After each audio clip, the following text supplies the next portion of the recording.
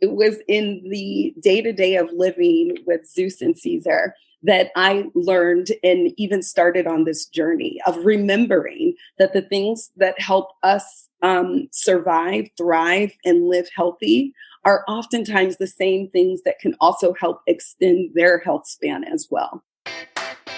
Welcome to the Wear, Wag, Repeat podcast. I'm Tori Mystic.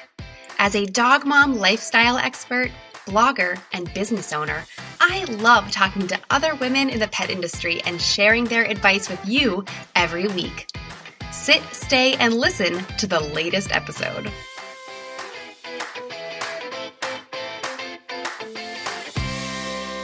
In this episode, I'm excited to share a conversation about pet wellness, intuition, and holistic healing practices.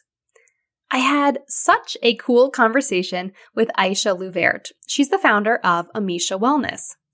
Through her brand, she creates all-natural CBD dog treats, medicinal mushroom-based supplements, and more to help your dog live a naturally healthy life. Coming from a career in the human medical world, Aisha brings so much knowledge and curiosity to what she does now.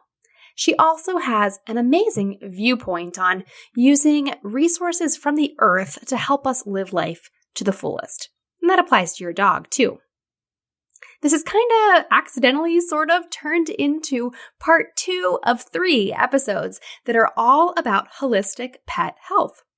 They might appeal a little bit more to pet parents than petpreneurs, but I have never met someone in the pet industry who doesn't have pets in their own life. So I hope you are enjoying these conversations and can take something useful away from them. Last week, I talked to Sarah Grace Newhall about the best essential oils for dogs. Today, you're going to learn about earth medicine and mushrooms from Aisha. And next week, I have an interview all lined up with Angela Ardolino of CBD Dog Health. As a small business owner, I think that we're all naturally curious and like to figure out alternative solutions.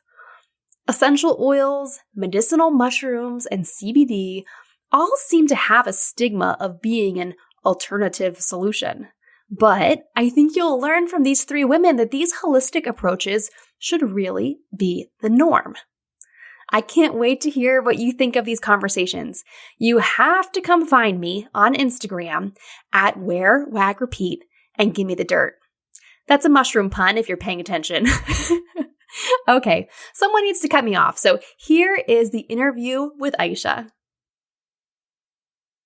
Aisha LuVert is the founder of Emisha Wellness, which champions multiple pathways to health for companion animals and offers earth-based products for a health span equal to lifespan.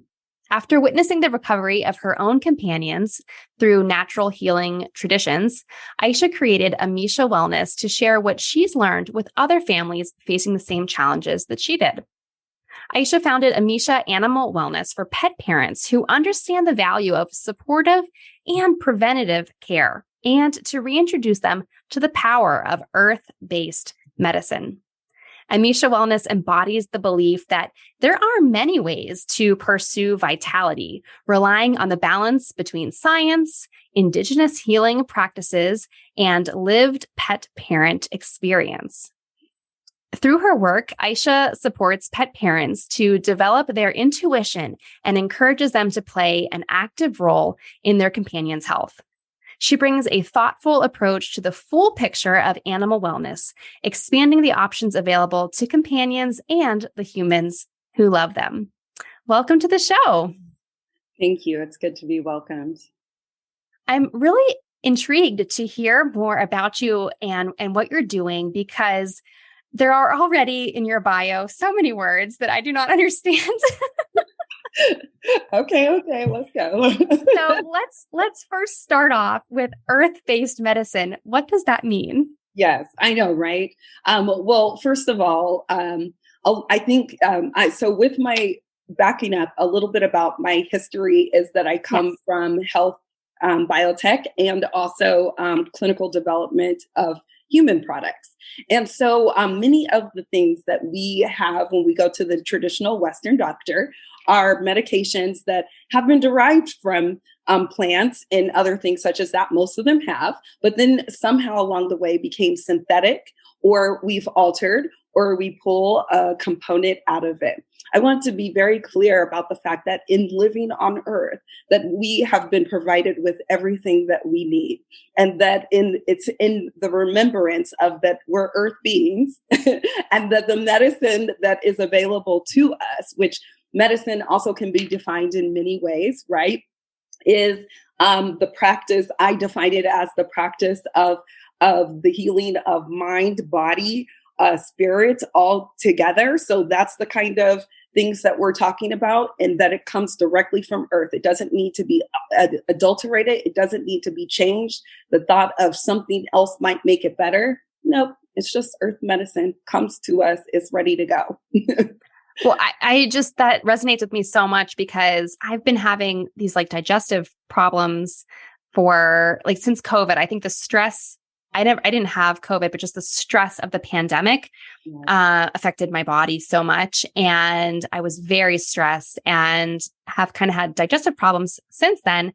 And I get really bad heartburn. And my doctor is just so gung-ho to prescribe all these medications. And I just am like, well, is it just like a food I could stop eating? Because that would be so much easier and better than taking some kind of medication forever. And then I thought exactly what you just said is like, aren't the medications originally, like, what is the original source of this? Like, what is the organic compound that caused someone to then synthetically develop Prilosec?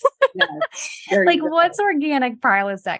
And, that's, and nobody really seems to, in mainstream people medicine, it doesn't seem to be that popular to ask that question or for doctors to even think that question. And so it's really exciting to me. I think my pets get better care than I do. But, they have me there to advocate for them. I guess I don't have anyone to advocate for me. Yes. Well, I can definitely send you some suggestions and things like that. But oftentimes, the things that I share with my friends who also may be going through perhaps some digestive or whatever it is, right? Our bodies are communicating to us. And we have the ability to actually hear what it's saying and or respond to what it's saying.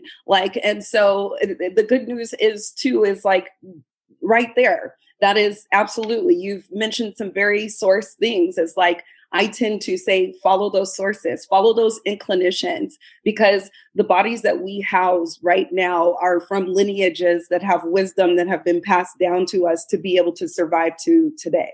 So thousands, you've been in the making. And so there's a lot of wisdom that it's communicating. Somehow we've decided to separate ourselves.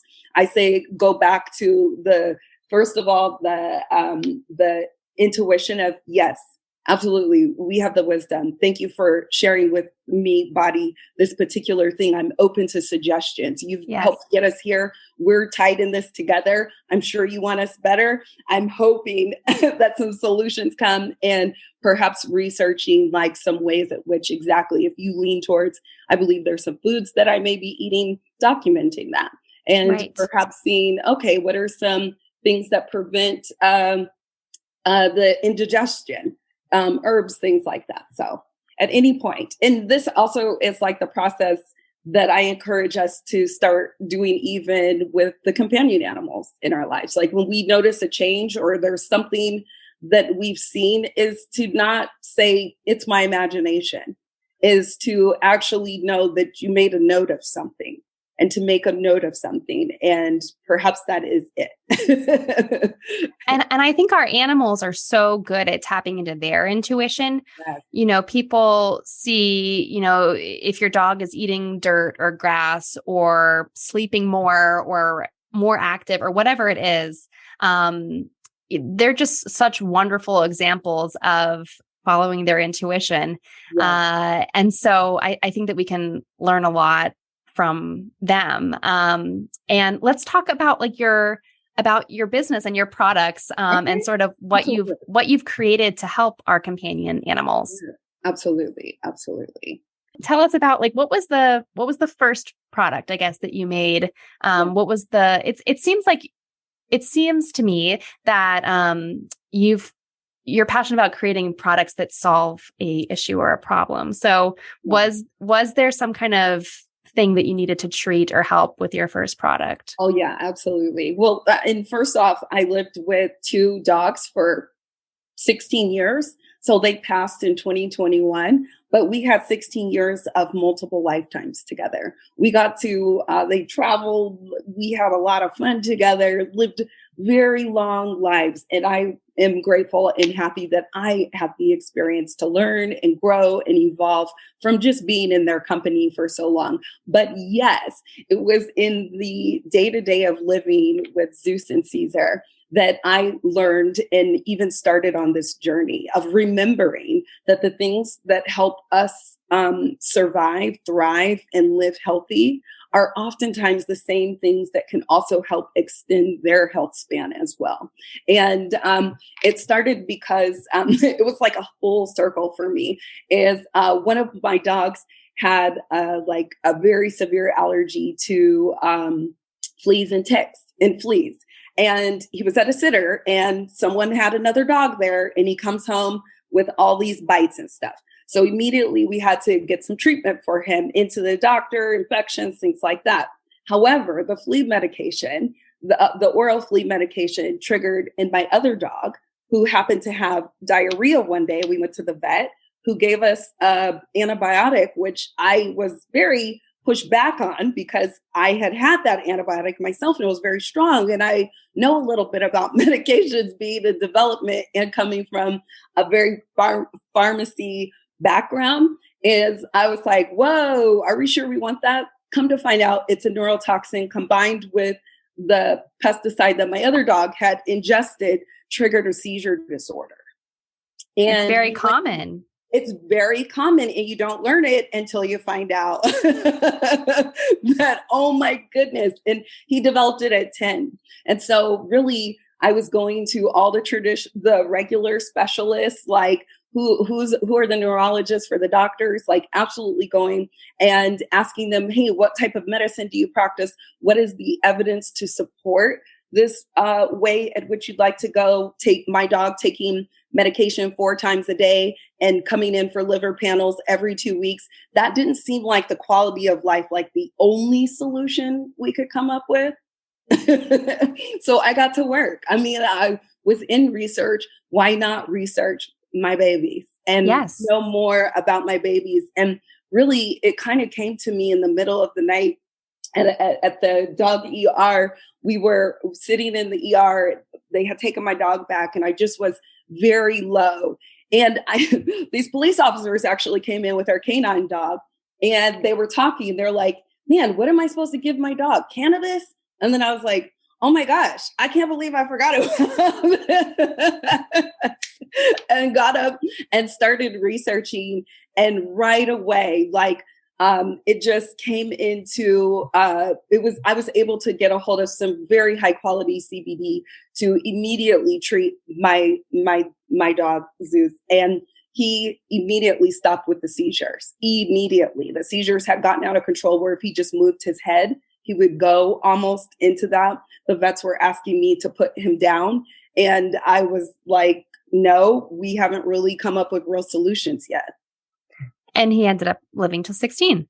And he ended up living 6-7 more years and was healthy and didn't have seizures anymore and was sustained on a low dose of CBD for the rest of his life and didn't even need it all the time.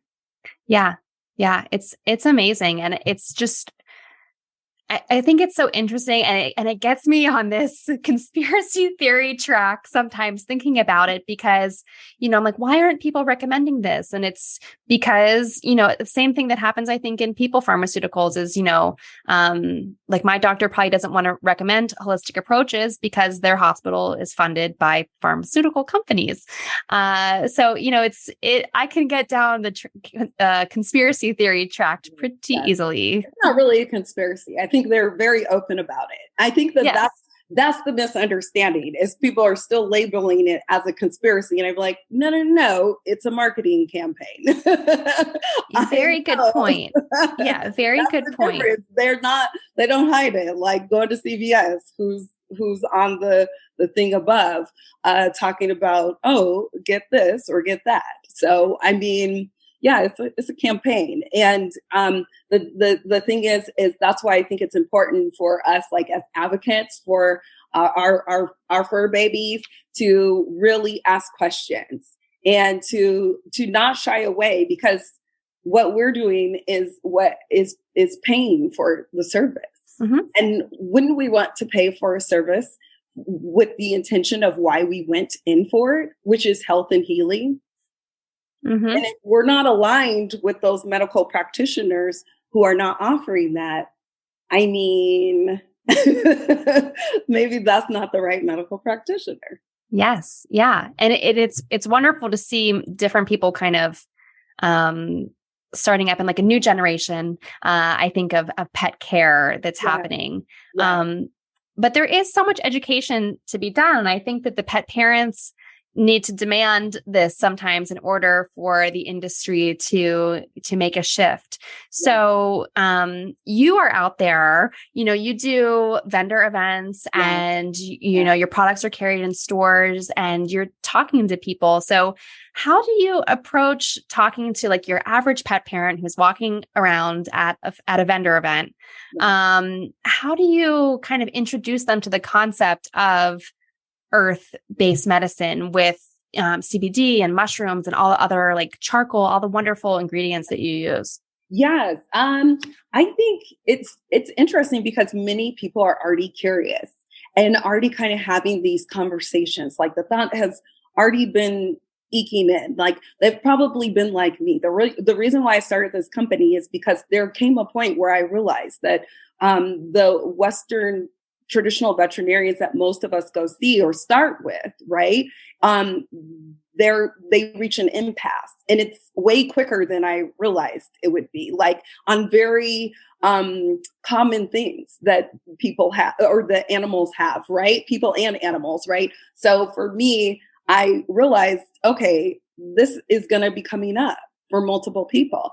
And so it's kind of in understanding and learning and introducing like, well, what's your experience? What's your everyday that? And I get to learn and they get to learn, and it's an exchange. And I think that that's kind of the thing that we're on now, is kind of like, I'd love to know about your individual dog because they're individuals like us, and perhaps they have a different experience with mushrooms, or they have a different experience with CBD, or they haven't experienced. So then I can share what I've experienced, and also what literature has experienced with it, and also the thousands of years that people have been in relationship with these entities. So, I mean, for me, it was a no-brainer because of the fact, like, in reminding, I was tired of the recalls.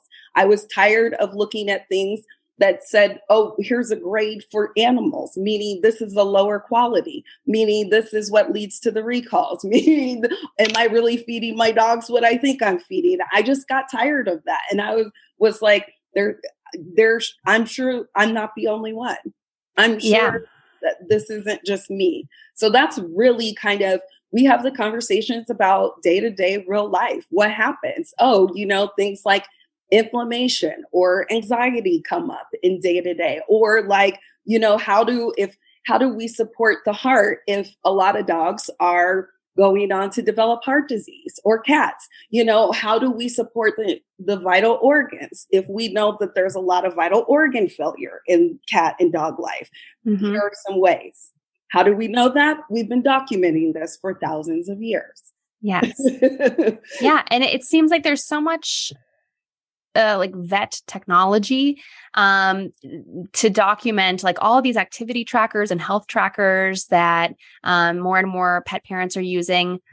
They're developing these huge databases of information about our pets' health. And, there's so many studies about cancer and heart disease and all kinds of different problems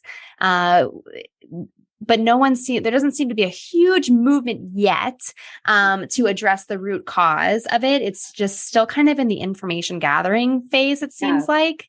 Yeah. So it's exciting to see where it goes. And I am fascinated by the medicinal mushrooms. Yeah. And before we hit record, I was just delighted that you refer to them as beings. I had never heard anyone say that before. And I just was like, yeah, they are. They're living. They're here alongside us. And could you just tell people who aren't maybe familiar about some of the benefits and why we might want to incorporate medicinal mushrooms into our pet's diet?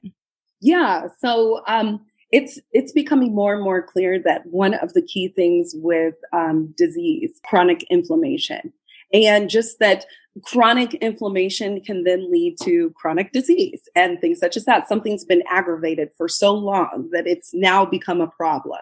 And that's the first thing. Mushrooms are amazing at reducing inflammation. And furthermore, they're such wise beings that they can actually go into our immune system and help with modulating. And what that means for people who are like, what does that mean? It's like, it can mean like if your body's having an overreaction, like we're saying with inflammation, oftentimes that's an overreaction. A react is like, oh, we need to calm this part of the immune system down. If the body is like deficit on something, like, oh, we need to bring this energy up. This is how smart these beings are. And furthermore, then they can go in to like have different like shiitakes, for instance. Like shiitakes are principal in most traditional Chinese medicine and Eastern medicine practices.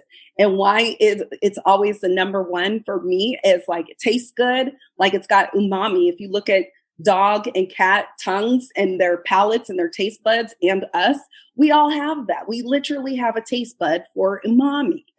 And this is a mushroom that's in the highest content of having umami taste and flavor in it. So it's palatable. It's something that we would like. It knows how to, bring us into the conversation, full of the necessary vitamins and minerals for nutrition, even protein in there. Also, in addition to like reducing like inflammation, especially with shiitake, it has a particular sugar that is called, it's not aratite, but there's a particular sugar that shiitake has that it can go in and help lower your cholesterol. And the blood cholesterol levels, making sure it's supporting your heart and things such as that. Whereas like poria is a mushroom that we also engage with. And poria is great because it's a heavy hitter that goes in and it fortifies things like your kidneys, your liver, and then make sure that it's cleaning and also able to purify like what extra fluids in the body, let's get this out. It's not necessary. So to be able to engage with that kind of a species where it not only does this for us, but then you can see it in nature doing it with trees and plants, offering up key life minerals in exchange for others, like passing it to each other, like, oh, they over here in this community need this particular element. This tree needs this over here. I can facilitate that. That's pretty wise. It's amazing. Yeah. That's pretty wise. And most of the trees that live for hundreds, thousands of years, in fact, I think, I'm not going to say all, there's always outliers, right? Is they have some network, some communication going on with the mycelium network, AKA mushrooms. So, I have heard that trees communicate with each other. Yes, absolutely. They do. And they even acknowledge kin. Yeah.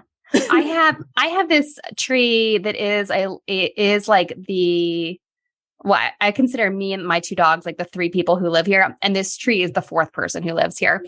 I should say being, I guess, not a person, but like this tree I have in my backyard, it's a black walnut tree. So it's very potent and it's very big and very old. And it drops these like little bombs of walnuts down.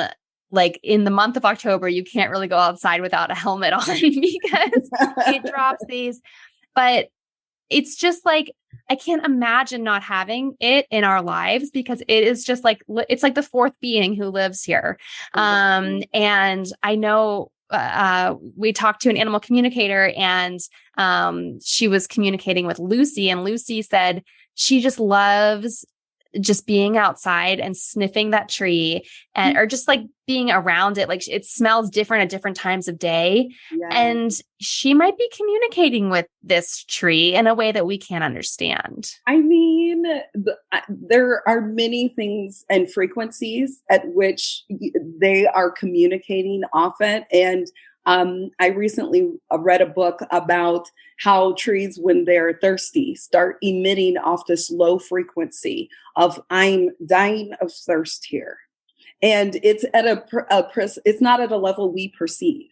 So absolutely, there's a lot going on that we don't just see. I mean, we acknowledge some of those kind of things like Wi-Fi, but I mean, like besides that, it's hard to get us, like, or at least myself, like, well, I don't see it, so it can't be true.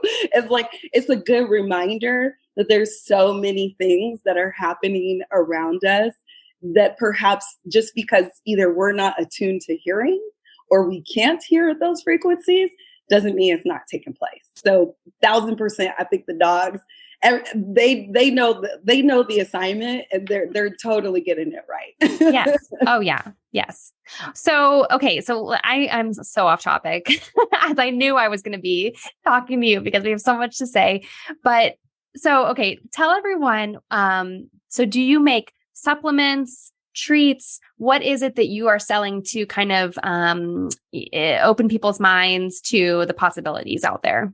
Yeah, so we have a CBD dog chew. We also have medicinal mushrooms and also a pet detox.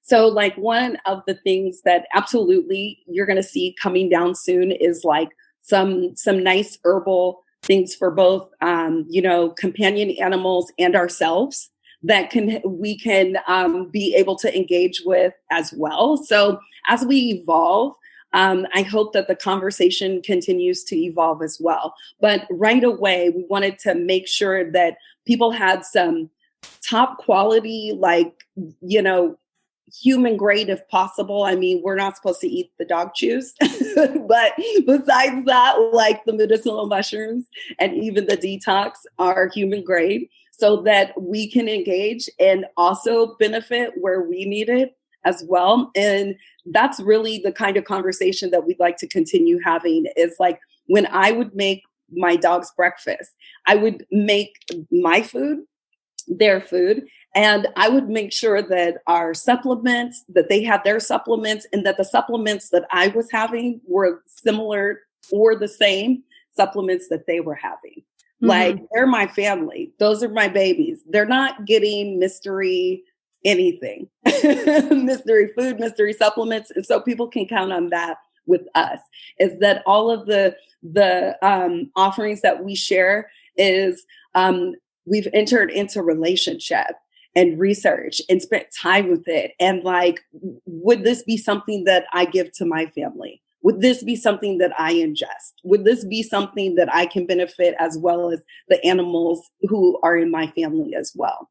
Yes. So that's what you guys can keep looking forward to with us. It's like, just keep having that discussion and also sharing information so people can make their own mind up. Like, I'm not here for the people or the companies that are like, you must do this. I'm like, here's the information. You can follow it up. You can look into it. Hopefully it sparks curiosity within you enough to do that. But like, let's start there. Let's start with some curiosity and some information and see where that takes you. Yeah. And I think people are curious. And when someone hears that you could just buy one thing and you could give it to yourself and give it to your dog, that is going to spark some curiosity. And so I am curious now. Mm-hmm. The dogs, I know my dogs in particular will eat anything. And so if I put some mushroom powder on top of their dinner, they're going to love it. But as a person, how do you recommend consuming the mushroom powder?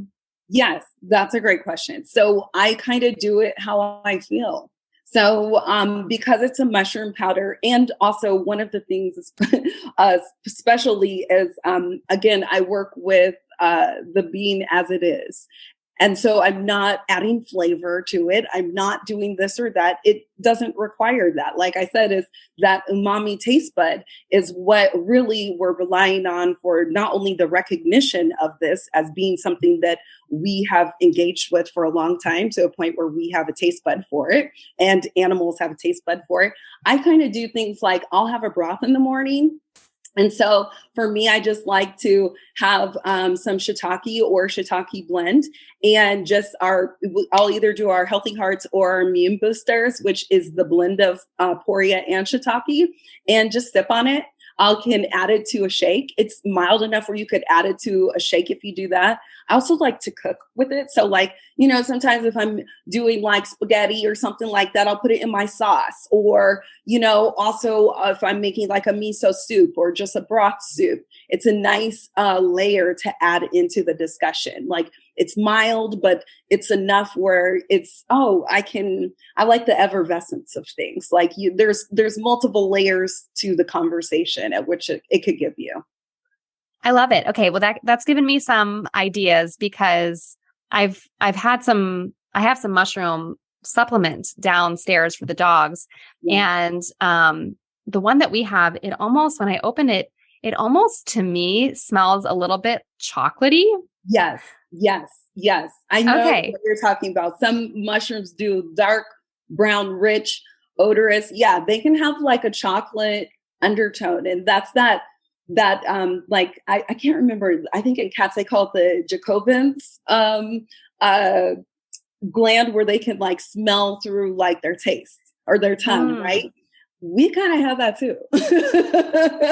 And so I think that's probably a little bit of what you're experiencing. And like, it doesn't, for me, the taste doesn't then come out to be super chocolate, but again, it's that undertone of like, I can taste it in there a bit. Yeah. So, like you could still mix it with other things, but those mushrooms are very potent in the taste. So that's one of the things I kind of balance is like, when am I using this? How am I using it? If I know it's a very like, I'm here kind of taste. Yeah. And like you said, just using your intuition and seeing how you like to enjoy it and seeing how your dog likes to enjoy it too. Indeed. Well, Aisha, it's been very fun talking to you. Time has flown by. But please tell everyone, where can they learn more about Emisha Wellness and all that you're doing? Yeah. So, if they'd love to see what we're doing, we're on almost all the social media platforms. One where you see that a lot is on our Instagram. It's just Emisha Wellness. You can visit us 24/7 at emishawellness.com. We also are in local stores, like in Eugene, Oregon in particular, and also in Portland, Oregon as well. We continue to evolve and grow. So there's a lot of ways. Feel free to reach out. We'd love to engage. We'd love to know more and figure out how we can continue servicing and being a servant to the companion animals that we love in our lives. Well, I'm just so happy to kind of like be in your orbit now and know of you and we can keep in touch on social media for sure. Yeah. So thank you again for your time today and for sharing all of your wealth of knowledge with us. Yes. Thank you, Tori. It's been such a pleasure. And it's so lovely to be able to go to even your site and your IG and really see how you're supporting women and making sure that we're doing right in this pet entrepreneur space. And, I appreciate it. Thank you for having a space for us. Well, women are doing the coolest things in the pet space. So just so happens. I'll take it. What did you like most about this episode? Find me on Instagram at @TMystic and let me know what intrigued you or what questions you have about starting or growing your own dog-inspired business. You can also screenshot this episode and tag me in your stories. I love to see who is listening out there. Some of the best conversations happen after the episode, right? So track me down over on Instagram or join the Wear, Wag, Repeat Labs Facebook group to connect with other dog-obsessed entrepreneurs. And as always, you can find all the links and resources discussed in this episode at wherewagrepeat.com/podcast. See you back here next week.